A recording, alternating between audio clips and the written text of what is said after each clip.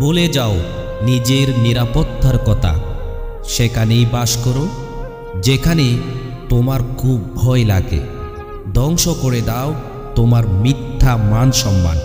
হয়ে যাও ছন্ন ছাড়া বা কুখ্যাত কেউ। গুপ্তধন কখনো সরাসরি দেখা যায় না, তারা গুপ্ত অবস্থায় লুকিয়ে থাকে, যেভাবে লুকিয়ে আছে মানুষের ভিতরের পরমাত্মা। আমি পাখির মতো মুক্ত কণ্ঠে গান গাইতে চাই। আমার এটা ভাবার কোনো দরকার নাই যে এটা শুনতে কেমন লাগবে এবং অপরে আমাকে নিয়ে কী ভাববে। ভালো লোকের পরিচয় হচ্ছে তারা সব সময় অঙ্গীকার রক্ষা করে।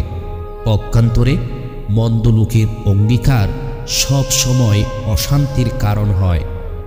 যখন তুমি নিজেকে নিজের মধ্যে হারিয়ে ফেলতে পারবে, তখন তোমার সামনের সকল বাধা অদৃশ্য হয়ে যাবে।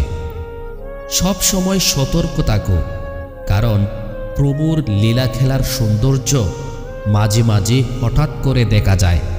এটা কোনো রকম সতর্কবাণী ছাড়াই স্বচ্ছ হৃদয়ে অবতরণ করে থাকে। কলসি ছিল কিন্তু তুমি পানি নাওনি, আর এখন পানি পেয়েছ ঠিকই, কিন্তু তোমার কলসিটা ভেঙে গেছে। এমন দুনিয়ার প্রতি মগ্ন হওয়া কি বুদ্ধিমানের কাজ? আলোর মতো প্রদীপ্ত হও, অথবা চেষ্টা করো কারো জীবন বাঁচানোর তরি হতে, অথবা হয়ে যাও সাহায্যের কোনো মই। কোনো অসুস্থ আত্মাকে সুস্থ করতে চেষ্টা করো। বের হয়ে যাও তোমার গৃহ থেকে একজন ছন্নছাড়া রাখারের মতো। হতাশার পিছনেই আশা আছে এবং অন্ধকারের পেছনেই সূর্য লুকিয়ে থাকে। দুঃখ থেকে নিজেকে পালানোর চেষ্টা করো না।